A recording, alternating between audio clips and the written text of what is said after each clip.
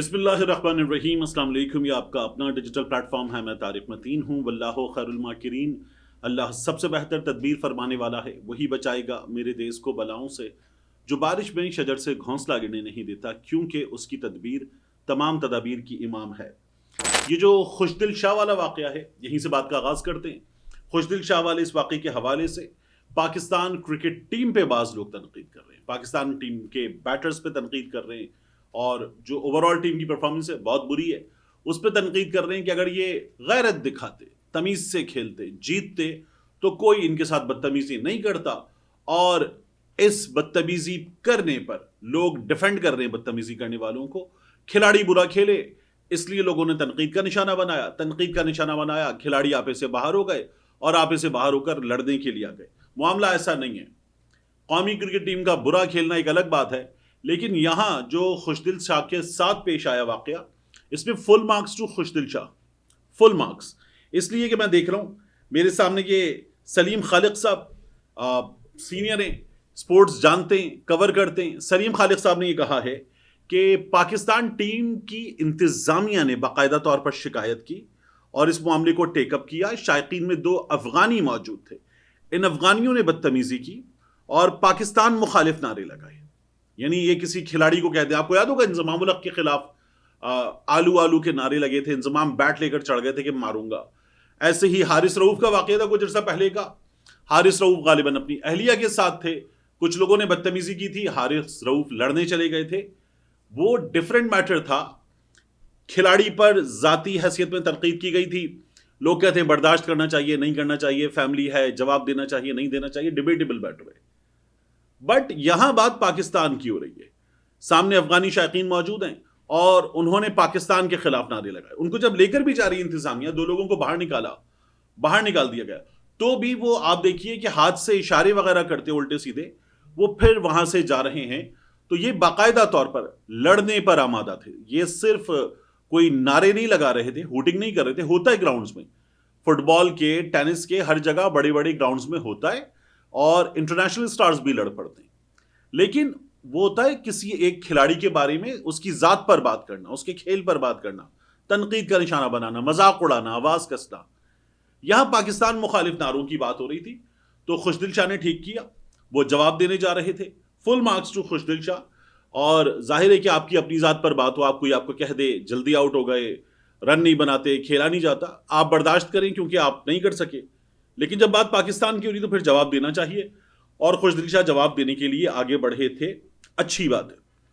ये अफगानी शायकीन जो है, इनको हमने ग्राउंड में कई बार देखा है, पाकिस्तानी शायकीन से लड़ते हुए, यूएई के ग्राउंड्स में, पाकिस्तान के ग्राउंड्स में।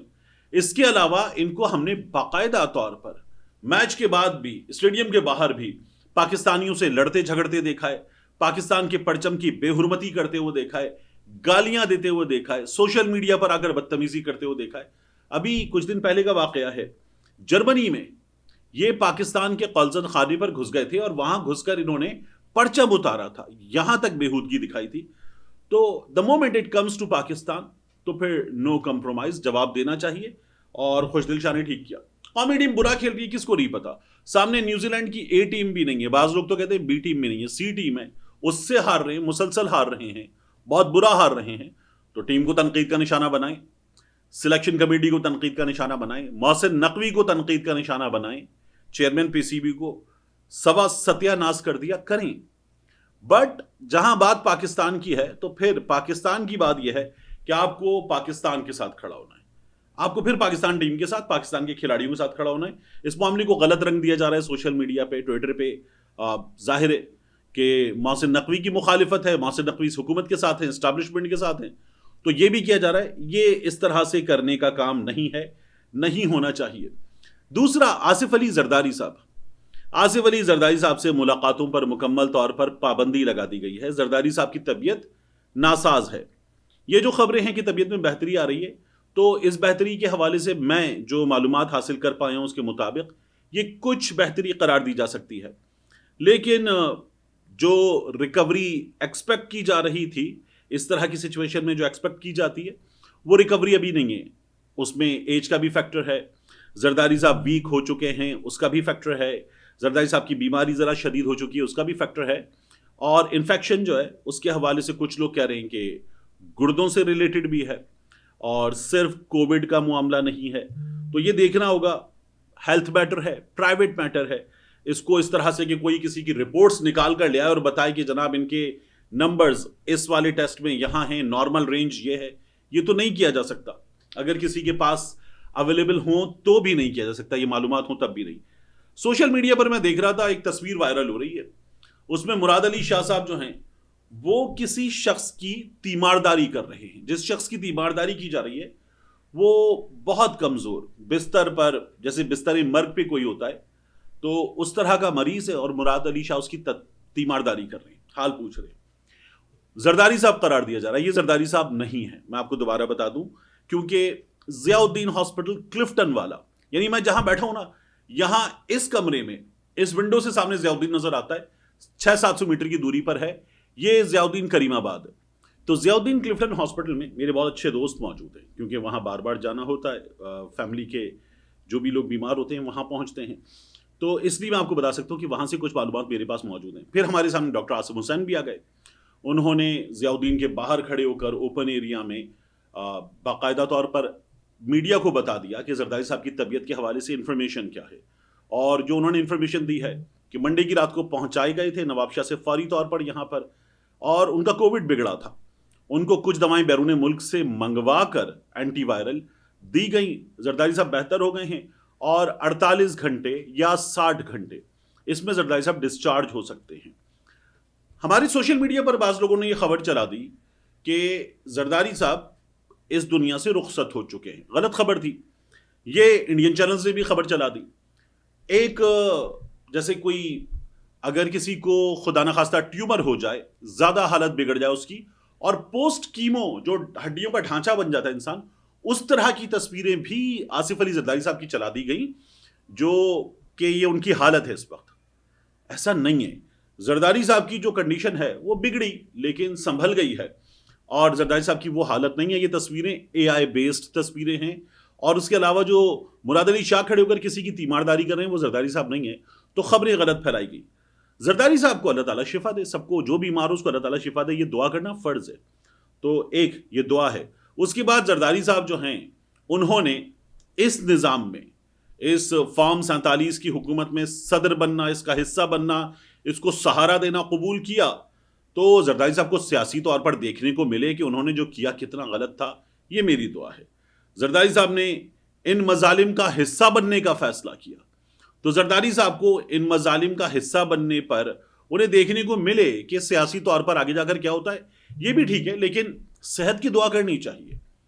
زرداری صاحب نے جو غلط کیا ہے, ظاہر ہے کہ میں اور آپ کیا, مطلب قانون دنیا میں رستہ لیتا ہے, اور جو آخرت کے معاملات ہیں وہ اللہ تعالیٰ دیکھ لے گا. وہاں تو کوئی نہیں بچ سکتا, وہاں تو کوئی قانون اپنے ہاتھ سے بدلا نہیں جا سکتا. وہاں تو یہ نہیں کیا جا سکتا کہ گھنٹوں میں قوانین منظور کیے جائیں اور سب کچھ سیٹ کر لیا جائے. وہاں تو یہ نہیں کیا جا سکتا کہ کوئی آپ کی ایسی سفارش کر دے گا کہ آپ کے جعلی اکاؤنٹس کیس میں نام ہوں گے اور آپ کو جو ہے وہ تمغے مل رہے ہوں گے. جس کا نام ہوگا وہ دوسرے اس شخص کو تمغہ پہنا رہا ہوگا جس شخص کا نام ہے جعلی اکاؤنٹس کیس میں, اربوں کے کیس میں. وہاں یہ نہیں ہو سکتا, اللہ کے دربار میں یہ نہیں ہوتا. تو ٹھیک ہے, یہاں بہرحال صحت کی دعا کرنی چاہیے. اب اس سے آگے بڑھ کر ہم باتیں ایسی ہو رہی ہیں کہ زرداری صاحب کو کس حال میں پہنچا دیا گیا تھا, یا زرداری صاحب خدا نہ خواستہ. انہی خبروں کے درمیان میں احمد بھچر صاحب, یہ پاکستان تحریک انصاف کے پنجاب اسمبلی میں قائد حزب اختلاف ہیں, انہوں نے پریس کانفرنس کرتے ہوئے, اور بڑے ووکل قائد حزب اختلاف ہے, انہوں نے پریس کانفرنس کرتے ہوئے اسٹیبلشمنٹ سے کہا ہے کہ اگر آپ پیچھے ہٹ جائیں تو چچا بھتیجی شہباز شریف اور مریم نواز زندہ سیاسی لاشیں ہیں, ان زندہ سیاسی لاشوں کا 48 گھنٹے میں خاتمہ ممکن ہے. انہوں نے یہ بھی کہا کہ ہمیں خود MPAs فون کر کے روتے ہیں, بات کرتے ہیں, اور وہ کہتے ہیں کہ تحریک عدم اعتماد لا کے ان کا خاتمہ کیا جا سکتا ہے. میں آپ کو بار بار جب خبر دیتا ہوں مسلم لیگ نون سے متعلق کوئی یا کوئی اور خبر جو ہماری حکومت سے متعلق ہوتی ہے, تو اس میں جو لوگ بات کرتے ہیں نا, وہ مسلم لیگ نون کے اپنے لوگ بتاتے ہیں کہ حالات بہت برے ہیں, میاں صاحب کے حالات بہت برے ہیں, حکومت کے حالات بہت برے ہیں, اور جیت بالکل جعلی ہے, زبردستی بٹھائی گئی حکومت ہے. اس سسٹم میں ایک چیز کامن ہے, سب میں سسٹم کو چلانے والے گھسیٹنے والوں میں ایک چیز کامن ہے, سب عمران خان سے خوف زدہ ہیں. تو یہ کامن چیزیں اس کی وجہ سے یہ جڑے ہوئے ہیں اور اس وجہ سے یہ سسٹم چل رہا ہے. عمران خان کے خوف کی وجہ سے یہ سسٹم چل رہا ہے, ورنہ اس سسٹم میں دم نہیں ہے. تو بچر صاحب کہتے ہیں کہ 48 گھنٹے میں خاتمہ ممکن ہے. میں آپ کو بتاؤں, جو میری بات ہوتی ہے خود نون لیگ کے سورسز سے, انسائڈر سے, وہ کہتے ہیں ہاں یہ خاتمہ ممکن ہے, اسٹیبلشمنٹ پیچھے ہٹ جائے تو یہ ہو جائے گا. یہی ہوا تھا عمران خان صاحب کی حکومت میں. فضل الرحمان صاحب جو ہیں وہ کہتے ہیں نا کہ ہمیں جنرل باجوہ نے کہا کہ تحریک عدم اعتماد لے آئے. ایم کیو ایم والے کہتے ہیں ہمیں تو ہاتھ پاؤں باندھ کے ان کے آگے ڈال دیا گیا تھا, جب ہٹایا گیا ہٹ گئے تو پھر گئی حکومت. اور پاکستان تحریک انصاف کی بھی اس وقت کی اسٹیبلشمنٹ نے اچھی خاصی سیٹیں 2018 میں روک لی تھیں, ورنہ عمران خان کی بے ساکھیوں کے بغیر حکومت ہوتی تو پھر ان سب چیزوں کی ضرورت نہ رہتی, ان سہاروں کی, اور عمران خان کی حکومت نہ جاتی. لیکن اسٹیبلشمنٹ نے کام دکھایا تھا. اب کی بار ظاہر ہے کہ فارم 47 کی حکومت زیادہ کام دکھایا گیا ہے. کوئی کہتا ہے یہ کام ایک قیدی کے خوف سے دکھایا گیا ہے, کوئی کہتا ہے اس میں ٹھیک ٹھاک مال بنا ہے. حقیقتیں سامنے آئیں گی, چھپتی نہیں ہے, سب سامنے آ جائے گا. اور کبھی کچھ وقت لگ جاتا ہے, کبھی چیزیں فوراً سامنے آ جاتی ہیں, اور ابھی بھی آ رہی ہیں. تو یہ ہمارے سامنے سب کچھ آ جائے گا. آخری چیز جس پر مجھے آپ سے بات کرنی ہے, علی امین گنڈا پور نے یہ کہا جا رہا ہے کہ عمران خان صاحب کے گارنٹر دے دیے ہیں. ہمارے یہاں بڑی بات ہوتی ہے کہ عمران خان صاحب سے اسٹیبلشمنٹ کیسے بات کرے. نواز شریف صاحب کا کیا ہوا تھا کہ اسٹیبلشمنٹ سے بات چیت ہوئی, اسٹیبلشمنٹ نے باہر نکلوایا, آن ریکارڈ نون لیگ کے لوگ کہتے ہیں, تو میاں صاحب کے گارنٹرز مل گئے. پہلی بار مشرف کے دنوں میں گارنٹر مل گئے, حریری مل گئے, امریکہ آ گیا, سعودی عرب آ گیا, اور ملا کے میاں صاحب کو لے گئے اور میاں صاحب کو شانت کر کے بٹھا دیا, اور میاں صاحب بیٹھ گئے تھے. جدے گئے اور آرام سے میاں صاحب بیٹھ گئے تھے. ایک بار شہباز شریف صاحب نے کوشش کی واپسی کی, ایک بار نواز شریف صاحب نے کوشش کی. نواز شریف صاحب کے قریبی ساتھی آفتاب شیرپاؤ صاحب نے اسلام آباد ایئرپورٹ کے ٹوائلٹ میں بند کر دیا تھا میاں صاحب کو. تو یہ تمام چیزیں ہمارے سامنے کی ہیں.